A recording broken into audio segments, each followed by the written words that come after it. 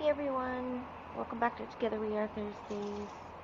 The topic of this week is what is something positive that has come out of your ED?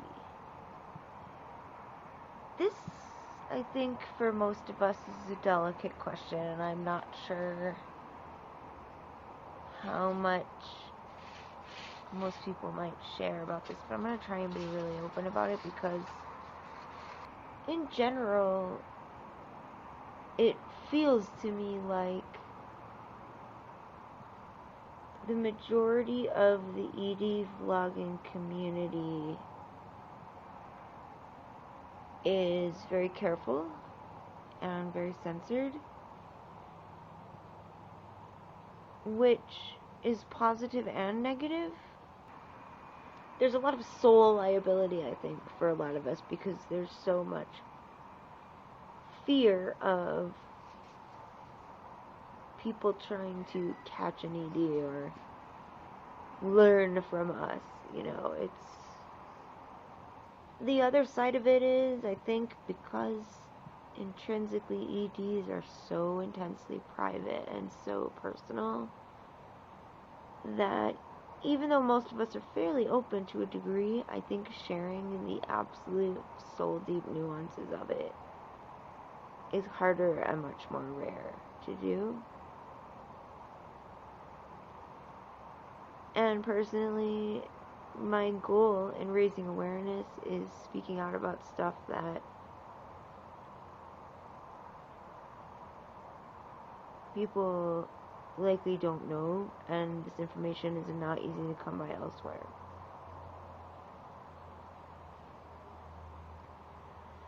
This is one of the positive things that's come out of my ED, by the way. Like, in general, I am connected with phenomenal people. Every internet support group I've ever belonged to has been phenomenal. Physical illness, mental illness, anything. I never would have been exposed to that stuff. When I got sick and left university,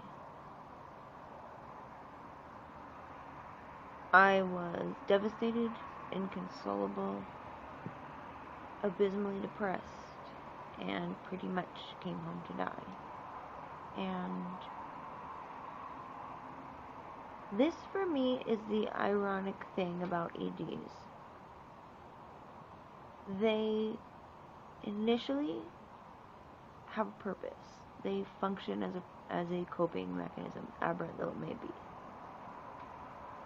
But then over time, their utility is lost and the pathology becomes overwhelming. And at that point, it's hell getting out of it. And I think this is typical where it creeps up on you, like the severity of what's going on and losing your functionality and etc. But in my case, I was already debilitated by heart failure and chronic pain and a lot of other stuff. So for me, I sought refuge in my eating disorder, and it kept me alive. It helped me to numb the profoundly intense and horrifying feelings and thoughts that I was going through, and coping with the loss of my future, my health, and everything that I'd worked so hard for. And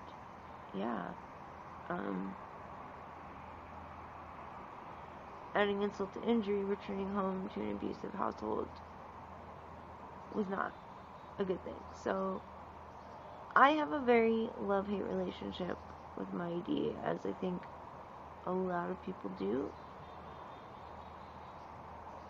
And I think people are hesitant to speak of the positives one garners from the journey because they are afraid of appearing pro-ED, pro-pathology. And that is definitely not the case with me. But I do recognize why these things develop and how they serve us at some point in time. the challenge is keeping balance and not falling into the abyss of overt ED pathology and not making it back. And that's not easy at all. But the reason it's not easy, the reason it's so hard to recover, is because they somehow have made life bearable in many ways. It's such an ironic thing that I was really, really sick. Well, I was still really, really sick, but with heart failure and stuff. But then another potentially fatal illness, helped me stay alive. I don't know, it's really, really complicated. But yeah, I think the only way we can understand the power and the insidiousness and the deep-rooted tenacity of eating disorders is to acknowledge that there are positives in the journey. If there weren't, everybody would be running to treatment, It's a really tough thing, and I do think it's important to be straight up and acknowledge that fact.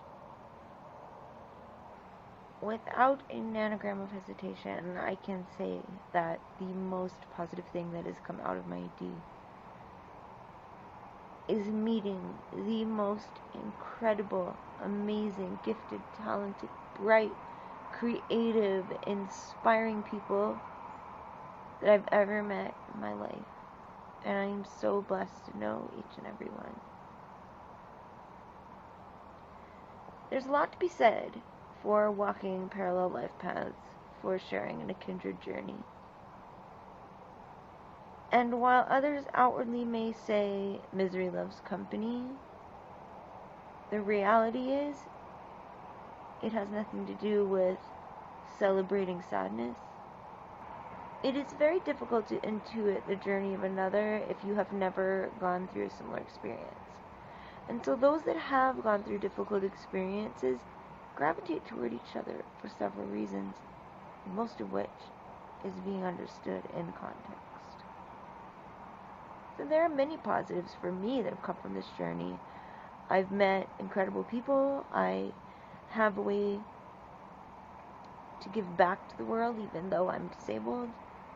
I can reach out, I can advocate, I can raise awareness and promote unconditional support without judgment, and use my voice to hopefully help someone else. Had I not been through any of the things that I've been through, and let me tell you, I'm not saying I'm glad they happened, but because they happened, I've chosen to focus on the positive rather than the negative.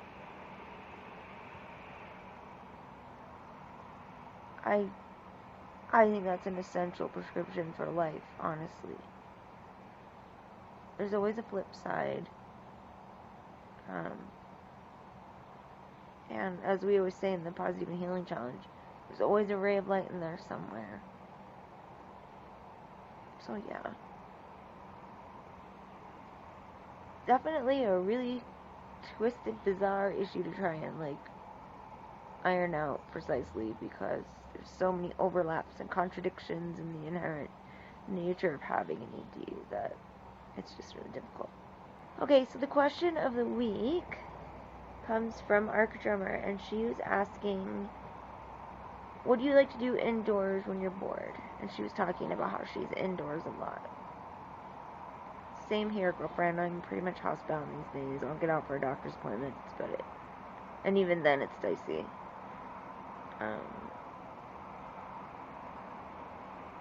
For me, it's physical and emotional. Physically, it's just so draining and such a hassle with all my equipment and everything. It takes me forever to get ready, and then I'm exhausted already, and just... Anyway.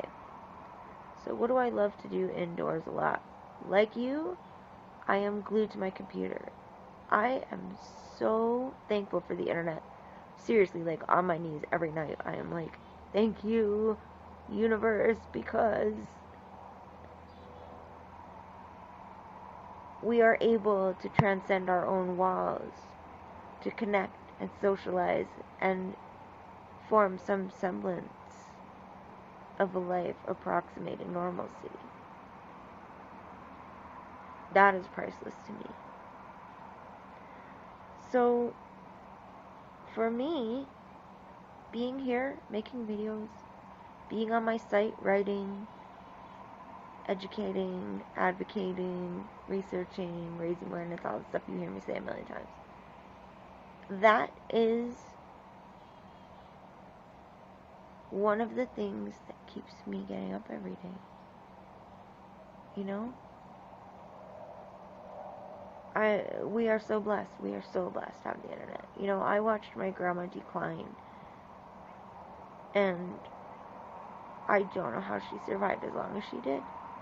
I mean, she'd be bored sick, and all she could do were crosswords or watch game shows. And her world became so small, and it was really, really hard and sad. Other things I love to do, I love to write, I love to cook and bake. Yeah, journaling or creative writing, drawing. I've been known to get into Sudoku from time to time. Books. I'm an avid reader. Oh my goodness.